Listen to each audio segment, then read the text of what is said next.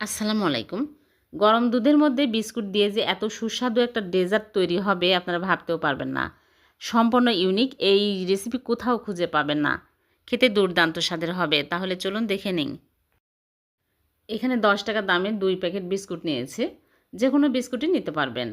এখন আমি বিস্কুটের প্যাকেট খুলে ২ প্যাকেট নিয়ে নিচ্ছি। ২ প্যাকেট দিয়েই কিন্তু অনেকগুলো হবে। আপনারা চাইলে আরও বেশিও নিতে পারবেন। এখন আমি একটা ব্লেন্ডার জারের মধ্যে নিয়ে নিচ্ছি, গুঁড়া করে নিব। একদম মিহি করে গুঁড়া করে নিতে হবে। এভাবে গুঁড়া করে নিয়েছি। এখন এক সাইডে রেখে দিব। চুলায় প্যান বসিয়ে দিয়ে দিচ্ছি ঘি ১ চামচ। ঘি যখন গরম হয়ে যাবে তখন এর মধ্যে দিয়ে দিচ্ছি সুজি। এখানে ২ টেবিল চামচের মতো সুজি দিয়ে দিচ্ছি। সুজি দিতেই হবে। সুজি দিয়ে আমি হালকা আঁচে নেড়েচেড়ে ভেজে নেব। কিছুক্ষণ নেড়েচেড়ে ভেজে নেওয়ার পরে এর মধ্যে দিয়ে দিচ্ছি বিস্কুটের গুঁড়া। তারপরে দিয়ে দিচ্ছি নারিকেলের গুঁড়া ২ টেবিল চামচ। আর এখানে নিয়েছি চিনি। এখানে 1/3 কাপ চিনি দিয়ে দিচ্ছি। যেহেতু বিস্কুট মিষ্টি এজন্য কম চিনি দিয়ে দিলাম। আপনারা আপনাদের পরিমাণ মতো দিবেন। এখন আমি হালকা আঁচে নেড়েচেড়ে কিছুক্ষণ ভেজে নিব। সবগুলো একসাথে ভালো করে ভেজে নিলে কাঁচা গন্ধ থাকে না আর খেতেও দুর্দান্ত স্বাদের হয়। ভাজা হয়ে গেলে আমি চুলা থেকে নামিয়ে একটা বাটিতে ঢেলে এক সাইডে রেখে দিচ্ছি। এদিকে আমি আবারও চুলায় প্যান বসিয়ে প্যানটা ভালো করে গরম করে নিয়েছি। এখন এর মধ্যে দিয়ে দিচ্ছি চিনি 1/3 কাপ। চিনি দিয়ে চিনি যখন গলতে শুরু হবে তখন ভালো করে নেড়েচেড়ে নিব। নেড়েচেড়ে যখন এরকম সুন্দর কালার আসবে সাথে সাথে লিকুইড দুধ দিয়ে দিচ্ছি। এখানে 1.5 কাপ লিকুইড দুধ দিয়ে নেড়েচেড়ে ক্যারামেলের সাথে ভালো করে মিক্স করে বলক তুলে নিব।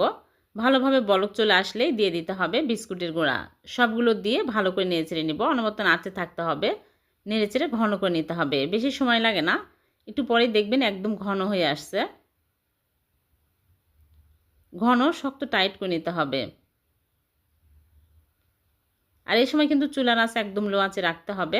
অনেক সুন্দর কালার আসছে আর শক্ত টাইট হয়ে গেছে। এরকম শক্ত হলেই চুলা থেকে নামিয়ে নিচ্ছে। আর এখানে একটা মোল্ড নিয়েছি। মোল্ডে ফয়েল পেপার বিছিয়ে নিয়েছি আর ঘি ব্রাশ করে নিয়েছি। এর মধ্যে সবগুলো ঢেলে নিচ্ছি। ফয়েল পেপার হাতের কাছে না থাকলে যে কোনো কাগজও দিতে পারবেন।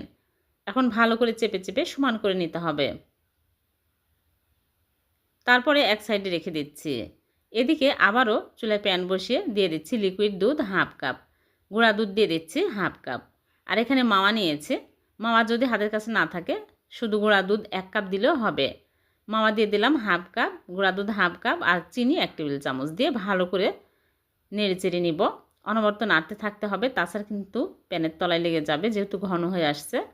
অনবরত নেড়েচেড়ে ঘন ক্ষীর বানিয়ে নিব। বেশি শক্ত করা যাবে না। এটা একটু নরম থাকতেই নামিয়ে নিতে হবে।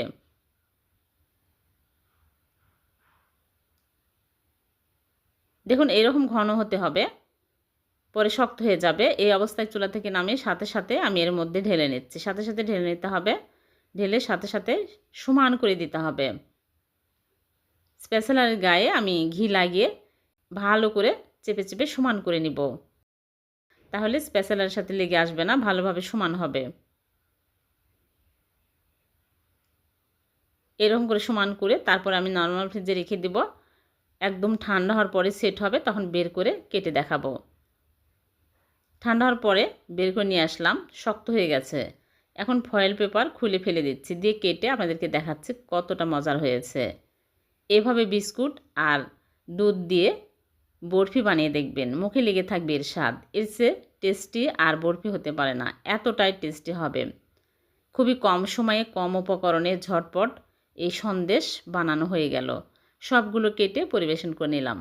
খেতে যে এতটাই টেস্টি হয়েছে আপনারা বাড়িতে অবশ্যই ট্রাই করবেন। দেখবেন একদিন যদি বানান বারবার বানিয়ে খেতে ইচ্ছে করবে। একটা ভেঙে দেখাচ্ছে কতটা মজার হয়েছে আর কতটা শক্ত হয়েছে। সবাই অনেক পছন্দ করবে, সবাই মজা করে খাবে। ভিডিওটি ভালো লাগলে লাইক কমেন্ট শেয়ার করতে ভুলবেন না, অন্যকে দেখার সুযোগ করে দিবেন। আর চ্যানেলটিকে সাবস্ক্রাইব করে চ্যানেলের সাথে থাকবেন। পেজ থেকে দেখে থাকলে পেজটিকে ফলো দিয়ে রাখবেন। আবার দেখা হবে এরকম নতুন কোনো রেসিপিতে। আল্লাহ হাফেজ।